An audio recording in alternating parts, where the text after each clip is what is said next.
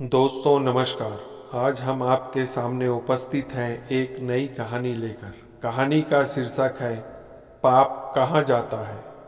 एक बार एक ऋषि ने सोचा कि लोग गंगा में पाप धोने जाते हैं, तो इसका मतलब हुआ कि सारे पाप गंगा में समा गए और गंगा भी पापी हो गई। अब यह जानने के लिए उन्होंने तपस्या की कि पाप कहाँ जाता है।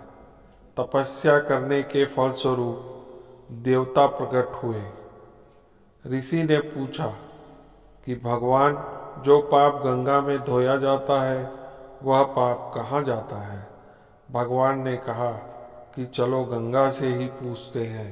दोनों लोग गंगा के पास गए और कहा कि हे गंगे, जो लोग तुम्हारे यहाँ पाप धोते हैं, तो इसका मतलब आप भी पापी हुई। गंगा ने कहा, मैं क्यों पापी हुई? मैं तो सारे पापों को ले जाकर समुद्र को अर्पित कर देती हूँ। अब वे लोग समुद्र के पास गए। हे सागर, गंगा जो पाप आपको अर्पित कर देती है, तो इसका मतलब आप भी पापी हुए।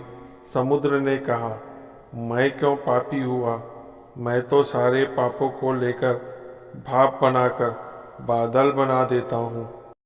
अब वे लोग बादल के पास गए। हे बादल, समुद्र जो पापों को भाप बनाकर बादल बना देते हैं, तो इसका मतलब आप पापी हुए।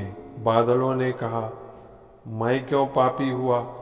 मैं तो सारे पापों को वापस पानी बरसाकर धरती पर भेज देता हूँ, जिससे अन्न उपजता है, जिसको मानव खाता है।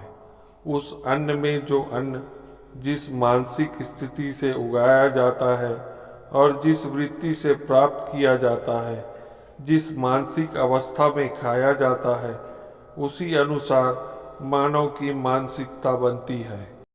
शायद इसीलिए कहते हैं, जैसा खाए अन्न वैसा बने मन।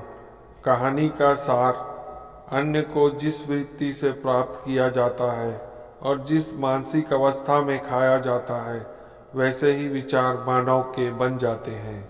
इसलिए सदैव भोजन शांत अवस्था में पूर्ण रुचि के साथ करना चाहिए और कम से कम अन्न जिस धन से खरीदा जाए वह धन भी श्रम का होना चाहिए।